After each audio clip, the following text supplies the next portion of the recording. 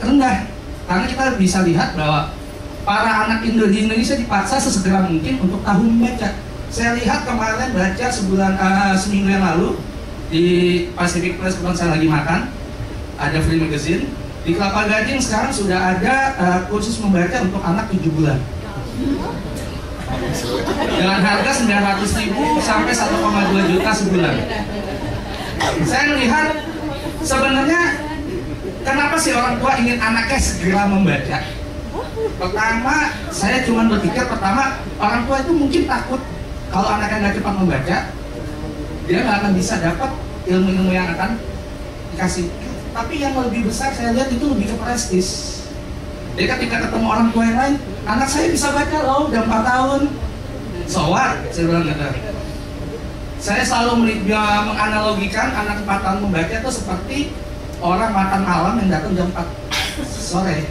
Toh makan malamnya baru jam 7 malam. Mau datang jam 4 sore, mau datang jam 5, jam 6 nggak masalah.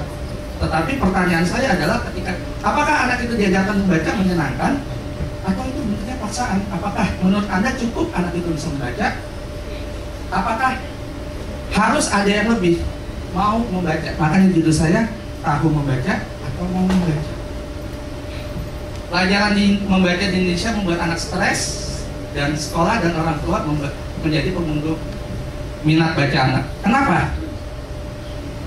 Membaca buat anak, konteksnya ketika orang tua nyuruh anak baca, konteksnya apa? Belajar kamu. Belajar. Jadi ketika kita ngomong membaca, konteksnya belajar. Jadi ketika kamu disuruh belajar, kamu membaca. Karena tadi kita lihat belajar sama dengan membaca. Ketika di sekolah, belajar, membaca. Jadi konteks membaca, disuruh membaca itu konteksnya sudah tidak menyenangkan. Akhirnya ya juga banyak terjadi, akhirnya banyak metode-metode yang menjadi manipulatif. Kita lihat ada metode buat anak-anak kecil untuk ngajarin membaca atau apa, bentuknya mungkin kayak kartu. Ini A, diulang 3 kali, A. Ini B. Ini C. Ini hijau, ini merah, ini biru. Apakah anak itu akan bisa? Akhirnya anak itu sangat cerdas. Kita sadar kalau kita lihat di penelitian bahwa semua anak itu punya bermiliar-miliar sel di otaknya. Dia akan bisa, pasti dia akan bisa. Pertanyaan berikutnya, apakah setelah dia bisa? Apakah dia mau? Yang kita kejar dia bisa, atau apa yang kita kejar dia mau? Karena buat kami, mau udah pasti bisa. Ketika ada kemauan, di sana ada jalan. Tetapi ketika dia bisa, belum tentu mau. Nah, akibatnya apa? Ketika anak-anak tidak ini, imbasnya bermacam-macam. Salah satu yang terakhir adalah ini. Karena konsep anak nggak bisa membaca, akhirnya pelajarannya jelek. Tetapi tuntutan UN tinggi, terjadi konspirasi untuk gladiresik contek massal.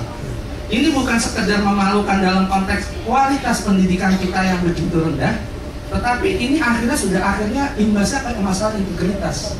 Dari kecil anak kita sudah diajarin untuk cheating. Dari kecil anak kita sudah diajarin untuk pulang. Kenapa? Karena kita sadar anak kita tidak punya kualitas, tapi kita ingin nilai anak kita baik. Ini yang menjadi dasar pemikiran bahwa hal yang pertama menurut kami fundamental yang harus dibenarkan adalah bagaimana menumbuhkan minat baca. Karena ketika sudah menumbuhkan minat baca, hal-hal yang berikutnya itu akan ikutin semua. Nah, saya akan mencoba kasih contoh di Finlandia. Finlandia adalah sebuah negara kecil, tetapi sudah 20 tahun terakhir ini dia adalah negara dengan tingkat pendidikan tertinggi di dunia. Tadi kita lihat di skor OECD, dia selalu berada di 3 besar, kalau dari tingkat 1, 2, dan 3. Finlandia ini adalah menurut survei pembaca paling baik dan skor rata-rata teratas. Dan apa yang kita lihat menarik, anak Finlandia itu baru diperkenalkan kepada industri membaca formal pada usia 7 tahun. Jadi tidak ada kursus membaca buat anak di bawah 7 tahun di sana. Bahkan yang saya tahu ini, tapi saya katanya sampai ada undang-undang kalau ada kursus membaca anak 7 tahun itu bisa dipidanakan. Tetapi bukan berarti anak-anak itu tidak tahu membaca. Di sana orang tua sudah membacakan buku pada anaknya seperti ini, sehingga ketika dia masuk industri formal, anak-anak ini akan jauh lebih siap.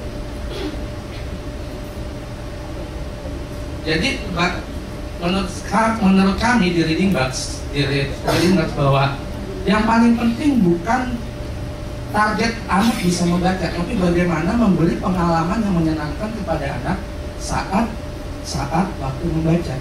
Bayangkan ketika ada orang tua yang 8 jam satu hari bekerja atau 4 jam satu hari nonton sinetron, tetapi hanya kita kemudian tagline kita adalah apa? 10 menit bacakan buku untuk masa depan putra putri Anda. 10 menit. Dan kita menurut penelitian nanti di buku itu, ketika kita sudah 10 menit membacakan selama 2 tahun, anak itu tidak perlu diajarkan B ketemu A, C ketemu A, C. Otomatis ketika kita ada teknik ritual, ketika kita membaca, kita tunjuk hurufnya, dia akan bisa merangkai sendiri. Itu yang kita bisa sebut dengan reading magic. Dan itu sudah ada penelitiannya. Jadi buat kami itu waktu membaca yang menyenangkan itu sangat penting dibanding hanya targetnya anak bisa membaca. Kenapa? Karena secara psikologis bahwa manusia akan melakukan segala sesuatunya yang menyenangkan berulang-ulang. Kalau kita senang makan sesuatu dan kita tanpa disuruh pun kita akan lakukan berulang-ulang. Kalau kita senang nonton sesuatu atau mendengar musik sesuatu tanpa disuruh pun akan melakukan berulang-ulang. Tetapi kita tidak suka sesuatu, dipaksa pun kadang-kadang kita nggak mau melakukan. Bayangkan kalau membaca sudah menyenangkan, tanpa disuruh, anak akan melakukannya berulang-ulang. Dan semakin sering anak membaca, akan semakin mahir membaca. Karena apa? Menurut kami, membaca itu bukan sekedar pengetahuan. Membaca itu adalah keahlian atau keterampilan. Saya bilang, banyak kan anak kuliah masih bermasalah ketika ngerjain paper saat harus membaca. Tapi bagaimana kalau mereka sudah terbiasa membaca? Jadi semakin ketika itu menyenangkan, akan dilakukan berulang-ulang, semakin sering dilakukan, dia akan semakin mahir. Bayangkan seandainya kegiatan membaca menjadi suatu kegiatan yang menyenangkan untuk kamu. Semakin banyak anak membaca, semakin banyak anak akan tahu. Semakin banyak anak tahu, semakin cerdas diri mereka. Semakin cerdas diri mereka, semakin mereka mencintai sekolah atau belajar. Semakin mereka mencintai sekolah atau belajar, praktis semakin tinggi nilai yang didapatkan. Jadi kira-kira masalah UN yang tadi digadel itu otomatis akan tersolusikan. Nah, harapan saya untuk pelajaran membaca, karena itu fundamental. Pertama adalah kita harus bikin pelajaran sekarang membaca juga menyenangkan. Biarkan anak belajar membaca secara alami. Orang tua dan guru berperan aktif dengan membacakan buku secara rutin pada anak baik di rumah maupun di sekolah. Kita letakkan bermain sambil belajar pada tempatnya, bukan belajar sambil bermain. Dan ini harapan saya yang terakhir. Ini sebenarnya sebuah curhatan dari guru TK. Pak, kami diwajibkan buat anak TK membaca karena di SD sudah harus membaca. Saya harapkan aturan itu dihilangkan sehingga TK benar-benar dikembalikan ke tahapan bermain. Terakhir sebelum saya tutup karena waktunya habis, kami selama ini termotivasi dengan kata ini, life ends when you stop dreaming, hope ends when you stop believing. Kami selalu berharap, kami tetap mau menjadi pemimpi dan kami selalu berharap, sehingga kami tetap hidup. Terima kasih. Wassalamualaikum warahmatullahi wabarakatuh.